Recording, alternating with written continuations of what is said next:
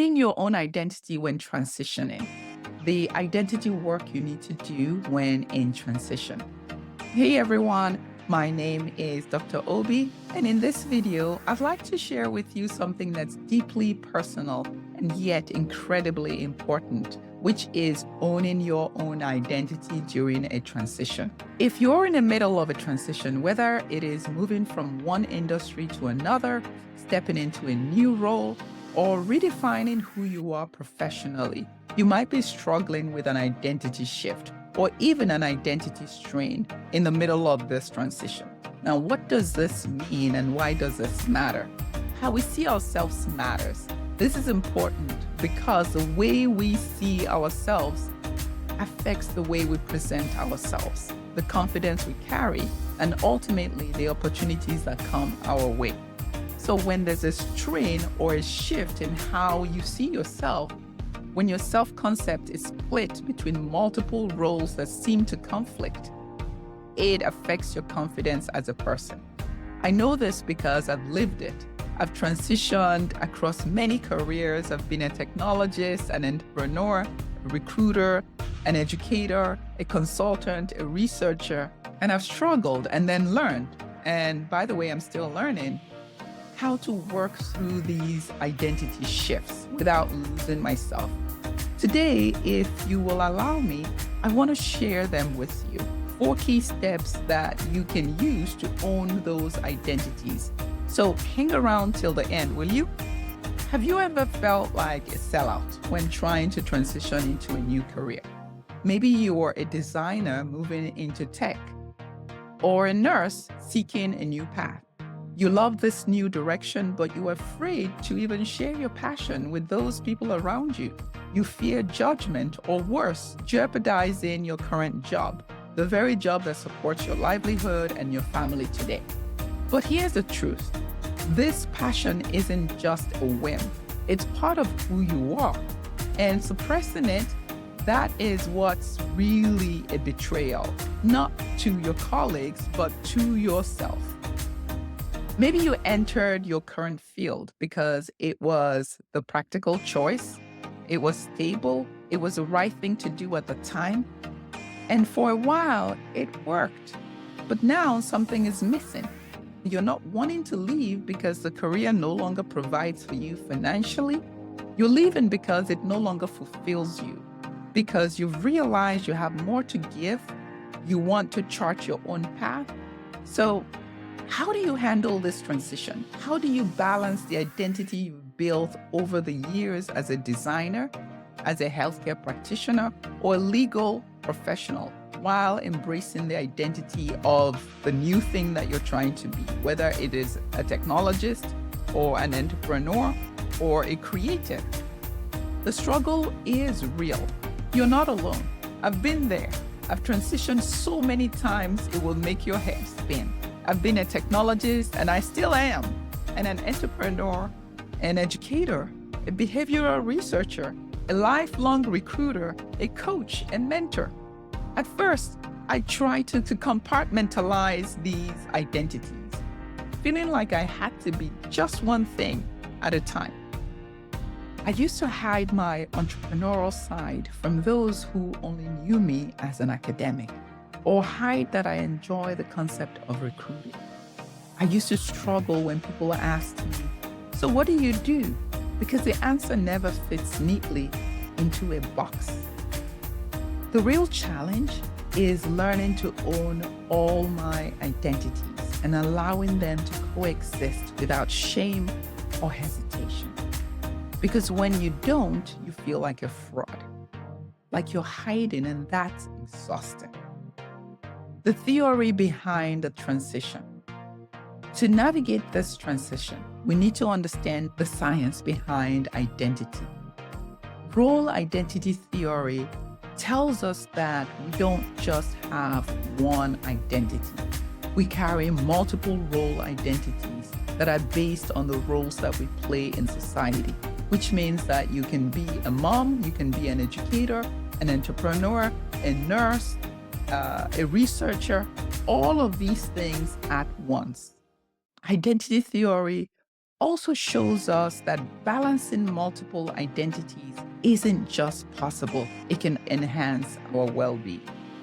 Identity as a motivator is also a concept that explains that our actions are driven by how we see ourselves. So, if we don't acknowledge and integrate our identities, we'll struggle to take action. Now, decades of research support the idea that embracing multiple identities can improve our psychological well-being and career satisfaction.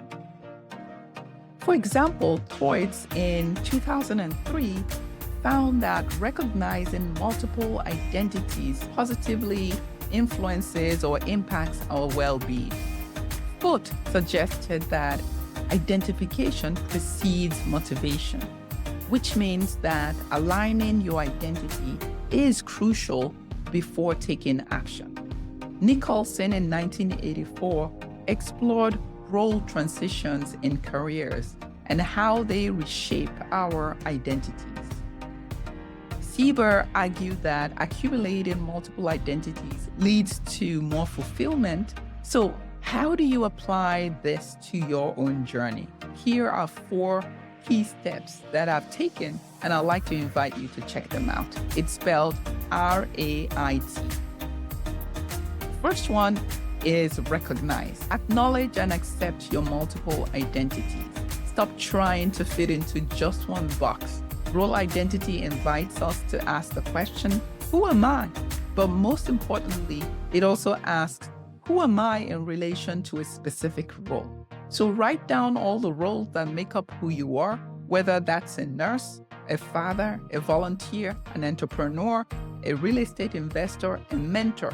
Whatever roles you play today, write them down. What you find is that each of them has an identity that's associated with it. Relish the fact that you are dynamic, you are multifaceted, and you're constantly evolving. Society may tell you to pick just one, but you're more than just one thing. And my goodness, there is power in just acknowledging that. Number 2 is allow. Give yourself permission to grow. Growth doesn't just mean rejecting something in your past, it means expanding your future. Honor the role that you've played or you're still playing in your current career, and don't minimize it. Don't ever minimize it. If you've been a nurse for 20 years and you're moving into technology, relish that experience that you have. Don't discount it. Don't discount your nursing experience. It's your unique advantage. Your background gives you the confidence, the credibility, and insight that others may not have. This comes to bear, especially in job interviews. I had a friend who was at the time transitioning from a design work into tech.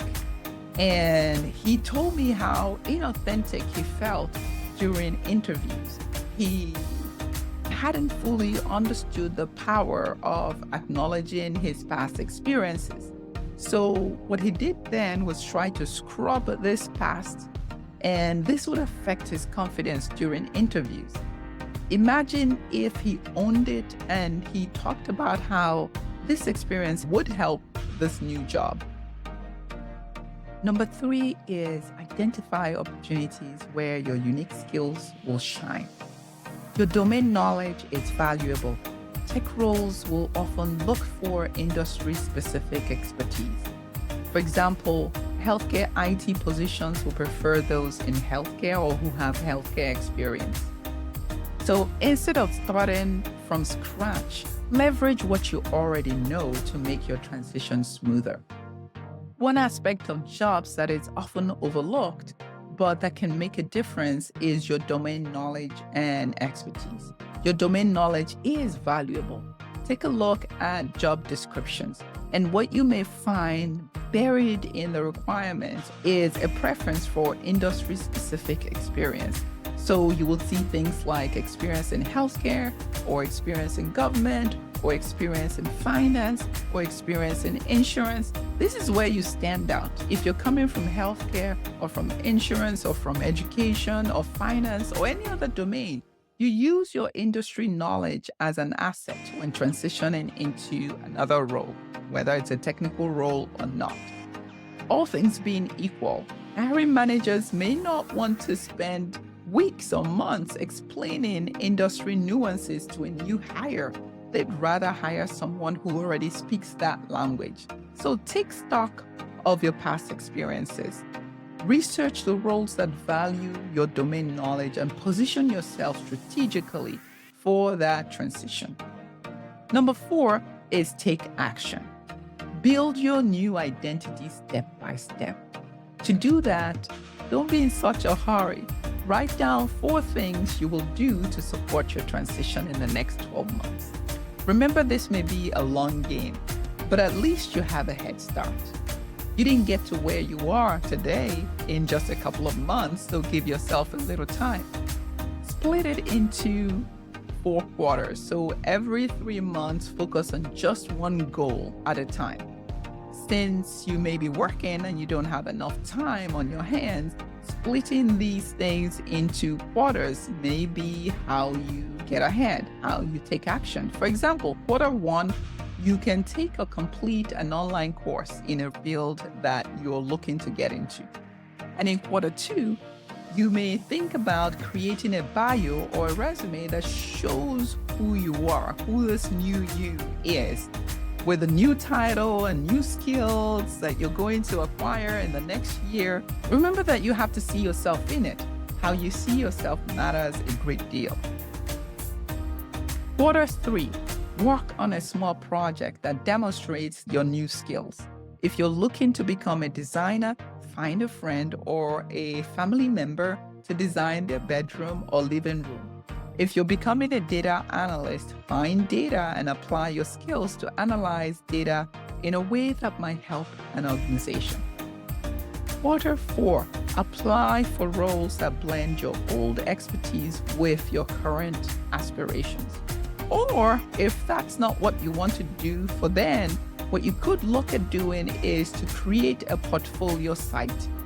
Create a website that showcases your new skills. And before you check out on me thinking, oh, website, oh my God, I don't have those skills, you can use Google Sites. Google Sites makes it very easy and simple for you to create a site that showcases who you are, what you've done, and your resume. All you need for that is a Gmail account. Transitioning careers isn't just about learning new skills. It's about doing the internal work inside here to integrate your new identities or your new identity. When you embrace your multiple identity, the multiple roles that you play, you free yourself to move forward with confidence. You stop hiding, you stop feeling like a fraud, and you show up as your full self, ready to take on what comes next. So, are you ready to own your identity? Let's step into this new chapter, fully, boldly, and without hesitation. If any of this resonated with you, please like, comment, and subscribe. See you next time. Thanks for watching.